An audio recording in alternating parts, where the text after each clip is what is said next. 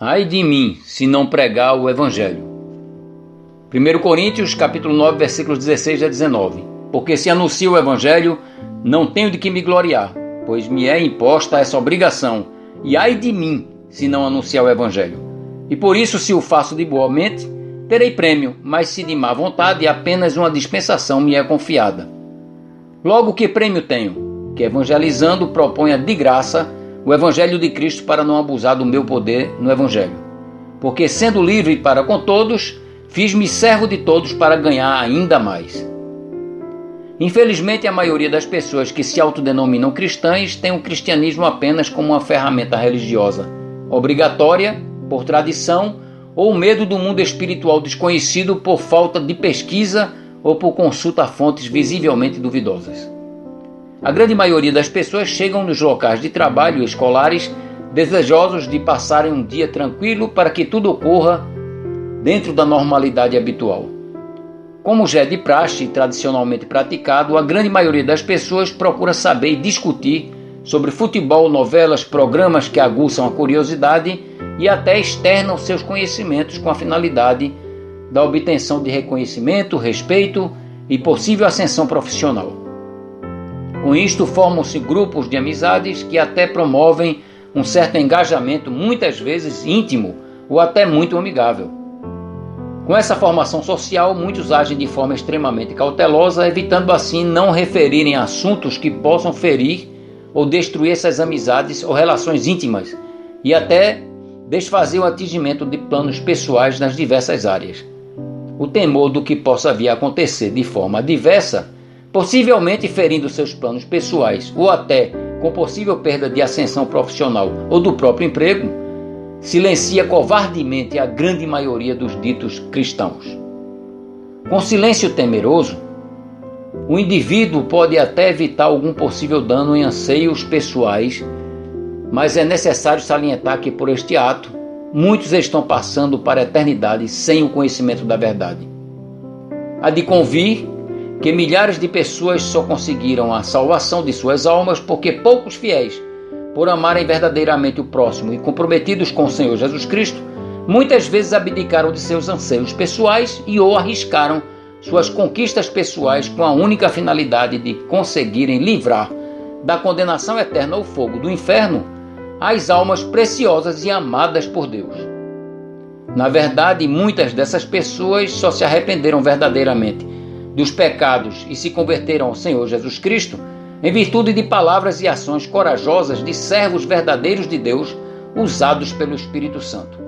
Há casos que a situação material do evangelista até melhorou muito pela ação abençoadora de Deus, que viu que seus servos não eram amantes das coisas materiais e por isto as riquezas não comprometeriam sua vida espiritual de proximidade com ele.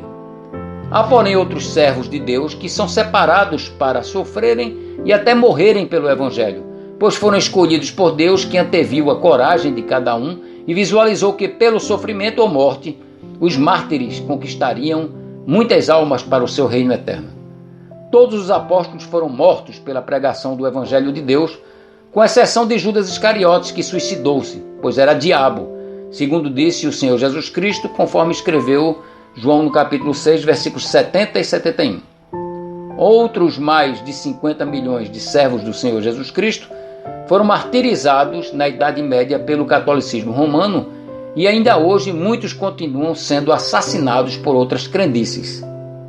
Em todos os casos, a constante prontidão dos verdadeiros cristãos, com extremo amor e preocupação altruísta pela conquista e salvação de almas com o livramento da condenação eterna ao fogo do inferno. Em 1 Coríntios capítulo 2, versículos 7 a 11, o apóstolo Paulo, inspirado pelo Espírito Santo, escreveu: Mas falamos a sabedoria de Deus, oculta em mistério, a qual Deus ordenou antes dos séculos para a nossa glória, a qual nenhum dos príncipes deste mundo conheceu, porque se conhecessem, nunca crucificariam ao Senhor da glória. Mas como está escrito, as coisas que o olho não viu e o ouvido não ouviu e não subiram ao coração do homem, são as que Deus preparou para os que o amam.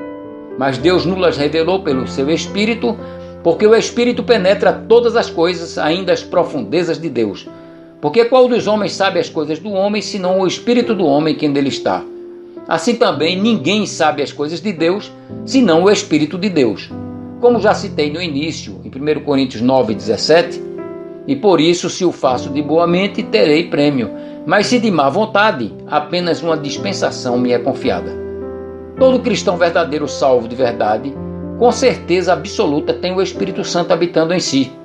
Romanos capítulo 8, versículos 8 e 9 diz isso. Portanto, os que estão na carne não podem agradar a Deus. Vós, porém, não estáis na carne, mas no Espírito, se é que o Espírito de Deus habita em vós.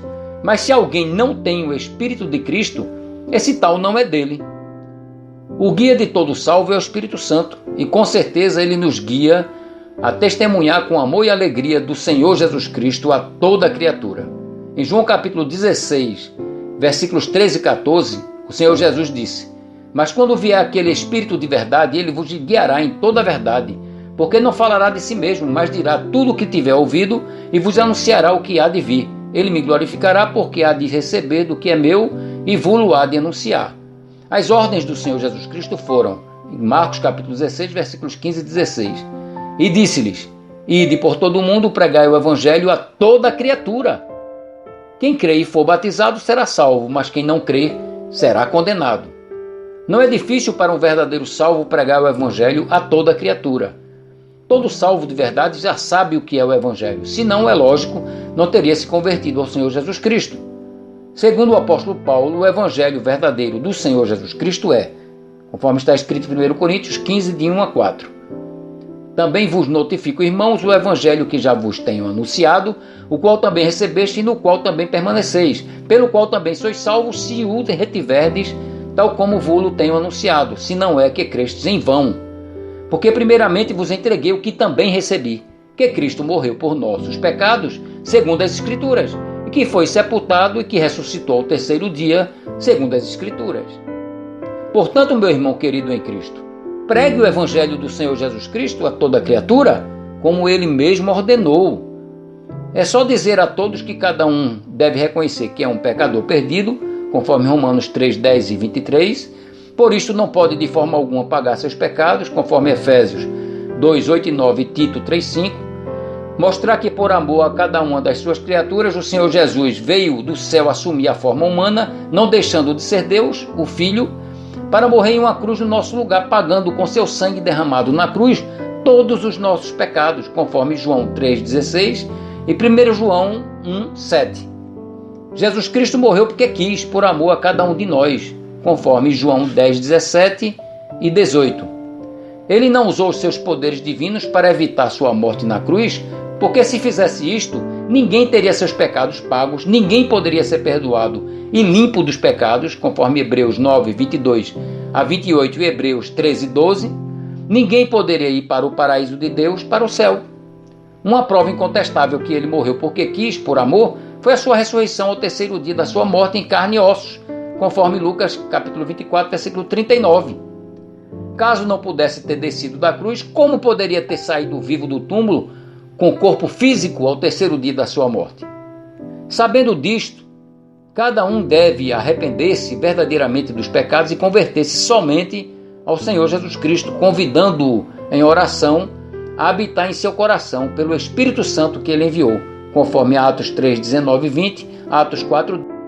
Quando alguém não quiser ouvir, não insista, mas pelo menos pregue o evangelho ao menos uma vez para cada pessoa. Você não tem a obrigação de converter ninguém, mas como crente verdadeiro tem o dever de evangelizar toda a criatura. Alguns incrédulos usados por demônios odeiam tanto a palavra de Deus, o evangelho do Senhor Jesus, que quando sabem que alguém é crente, persegue o tal ferrenhamente e procura prejudicá-lo de alguma forma. Com relação a esses inimigos de Deus, o Senhor Jesus orienta que também devemos amá-los e orar por eles. Mateus 5, 43 e 44. Em 2 Timóteo capítulo 3, versículo 12 diz: E também todos os que piamente querem viver em Cristo Jesus padecerão perseguições. O Senhor Jesus mesmo disse: Bem-aventurados sois vós, quando vos injuriarem, perseguirem e mentindo disserem todo o mal contra vós por minha causa. Exultai e alegrai-vos, porque é grande o vosso galardão nos céus, porque assim perseguiram os profetas que foram antes de vós. Está em Mateus capítulo 5, versículos 11 e 12. Em 1 Coríntios 2, 9 diz: Mas, como está escrito, as coisas que o olho não viu e o ouvido não ouviu e não subiram ao coração do homem, são as que Deus preparou para os que o amam.